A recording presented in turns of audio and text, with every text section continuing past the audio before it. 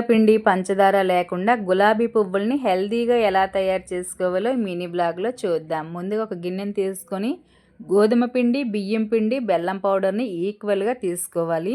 తర్వాత మీ రుచికి తగ్గట్టుగా సాల్ట్ని కాస్త సోడా వేసుకొని థిక్ బ్యాటర్లో మిక్స్ చేసుకుని ఒక అరగంట పాటు పక్కన అలానే ఉంచేయాలి. ఇందులోని ఉండలు అనేవి లేకుండా చక్కగా బ్యాటర్లో మిక్స్ చేసుకోవాలండి. అప్పుడే పువ్వులు బాగా ఉంటాయి.